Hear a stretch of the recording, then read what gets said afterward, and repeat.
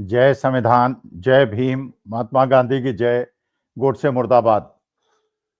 हमारे देश के माननीय प्रधानमंत्री मोदी जी, जिनकी मैं बहुत ज्यादा इज्जत करता हूं, उनसे मेरी एक प्रार्थना है, आशा है मेरी बात सुनेंगे।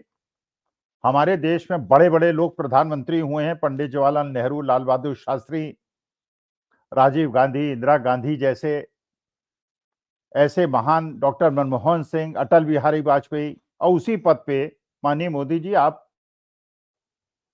आज विराजमान हैं।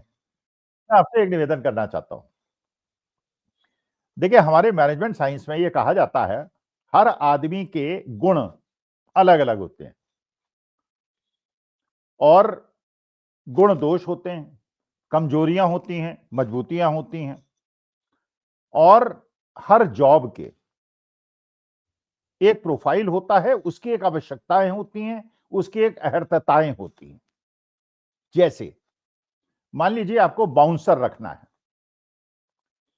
अगर आपको बाउंसर रखना है तो आप पीएचडी तो ढूंढेंगे नहीं, आप फाइनेंस के एक्सपर्ट्स को तो ढूंढेंगे नहीं, आप एंटायर पॉलिटिकल साइंस के स्टूडेंट्स को तो ढूंढेंगे नहीं। वहां ढूंढेंगे ऐसे आदमी को जो बलिष्ठ हो, जिसके अंदर ताकत हो, और जो आपकी रक्षा कर सके। तो बाउंसर्स के लिए जो आवश्यकता है वो है कि वो बलिष्ठ हो। अगर आपको मैथमेटिक्स के प्रोफेसर की आवश्यकता है तो आप फिजिक्स के पीएचडी को नहीं रखेंगे, मैथमेटिक्स के ही आदमी को रखेंगे। तो अहर्तताएं हर जगह, कई जगह ऐसी हैं जहां पे शक्ति की आवश्यकता है, कहीं मानसिक शक्ति की आवश्यकता है, कहीं डिसिप्लिन की आवश्यकता है, कहीं बहुत ज्यादा मानसिक शक्ति का उपयोग न करने की आवश्यकता है। जैसे बहुत सारे जॉब्स ऐसे होते हैं जिसमें यह कहा जाता है, यह माना जाता है कि जो आपका सुपीरियर कहे उसको आंख मूंद के उसका पालन करो। अब में बहुत ज्यादा बुद्धि होगी या बहुत ज्यादा तर्क आप करने वाले होंगे तो आपका सिलेक्शन नहीं होगा। और जब कोई आदमी सिलेक्शन करता है, कोई बोर्ड सिलेक्शन करता है, तो इन चीजों को देखता है। अब मैं अपना ही एग्जाम्पल अगर लूं तो काशी में 1973 में मैंने आईटीबीएचयू से इंजीनियरिंग की। उसके बाद 74 में मैं बनारस के अंदर एक सर्विस सिलेक्शन बोर्ड हुआ आर्मी का, उसमें सेलेक्ट होने गया। अच्छा, आज मुझे महसूस होता है, क्योंकि बाद में मैंने एमबीए किया, मैनेजमेंट किया, तो मुझे बाद में पता चला वो देखना क्या चाह रहे थे। तो उन्होंने कहा कि हम आपके अंदर लीडरशिप क्वालिटी देखना चाहते हैं। तो उन्होंने ग्रुप के अंदर बिठाया और देखने का ऑब्जर्वेशन किया। अच्छा, मानी बात है, बचपन से मेरी आदत थी बोलने की, वाचाल, और बिना निर्बाध रूप से बोलने की और बिना डरे बोलने की। अब मैंने उसमें अपनी लीडरशिप क्वालिटी को दिखा दी। तो उन्हें लगा कि ये आदमी जो है ये आर्मी लायक तो नहीं है, और इसीलिए उन्होंने मुझे रिजेक्ट कर दिया। ठीक ही किया, क्योंकि मेरे अंदर किसी भी चीज को स्वीकार करना बिना तर्क के और बिना बुद्धि का उपयोग किए हुए संभव नहीं था, इसलिए प्रोफेसर बना और आज आप लोगों से मुखातिब हूं। और अगर मैं आर्मी में चला गया होता और मान लीजिए मैं मेजर या कैप्टन होता और मेरा कर्नल मुझे आदेश देता और मैं वहां तर्क करता कि ये उचित नहीं, वो उचित नहीं, ऐसा ना करें, वैसा कर लें, ऐसा करते तो बेहतर होता, कहते हैं भैया ऐसा है, तुम नौकरी छोड़ दो, तुम चले जाओ, तुम इस पद के उपयुक्त नहीं, तो उन्होंने सेलेक्ट नहीं किया। इसी प्रकार से माननीय मोदी जी, आप देश के प्रधानमंत्री हैं और देश के प्रधानमंत्री को आवश्यकता किस चीज की है, किन अहर्तताओं की आवश्यकता है, किन गुणों की आवश्यकता है जिससे देश उन्नति करे। और जब आपने 2013-14 में अपना प्रधानमंत्री बनने की इच्छा व्यक्त की थी देश के सामने, और आपने ये कहा था कि 2 करोड़ नौकरियां दूंगा, महिलाओं पे अत्याचार रुकेगा, no tolerance for corruption, Pakistan और चीन को आंखें दिखाऊंगा, तो आपने ये दिखाया था कि आपके अंदर ये गुण हैं और आप ऐसा करेंगे। और यही समझ के देश की जनता ने, क्योंकि अन्ना हजारे आंदोलन हुआ था, अरविंद केजरीवाल का आंदोलन हुआ था, रामदेव का आंदोलन हुआ था, तो लोगों को लगा कि डॉक्टर मनमोहन सिंह सरकार बहुत भ्रष्ट सरकार है और हमें एक ऐसा व्यक्ति चाहिए जो 2 करोड़ नौकरियां भी दिला सके,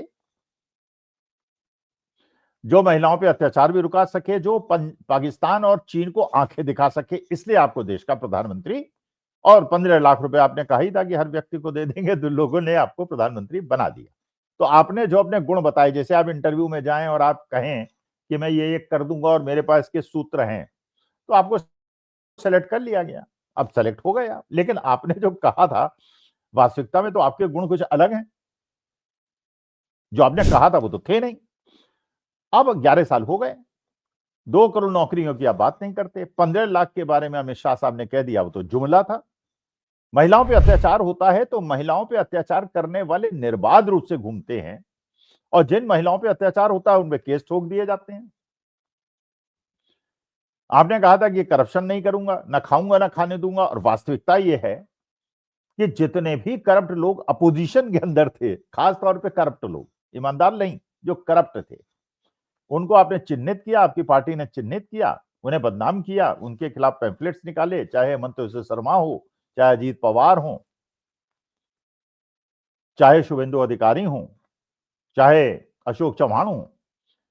पहले आपने इनको बदनाम किया, उसके बाद आपने उनसे नेगोशिएट किया, उनको अपनी पार्टी में शामिल किया, बड़े बड़े पद दिए, कोई चीफ मिनिस्टर बना हुआ है, कोई मिनिस्टर बना है, कोई मेंबर ऑफ पार्लियामेंट बना हुआ है, तो वो भी आपने नहीं किया। फिर उसके बाद जो शक्ति सिंह गोहिल ने अभी बताया 2 दिन पहले कि आप कह रहे थे ना खाऊंगा ना खाने दूंगा, अपने अपने छोटे भाई को सारे नियमों की अवहेलना करते हुए, उल्लंघन करते हुए, पहले उन्हें क्लास 3 में वो एम्प्लॉई थे, उनको क्लास 2 में बनवाया, फिर आपने क्लास 1 में बनवाया, फिर उनको एक्सपर्ट बना दिया, और 10,000 रुपए पर डे की उनको इनकम देने लगे, 3 लाख रुपए महीना।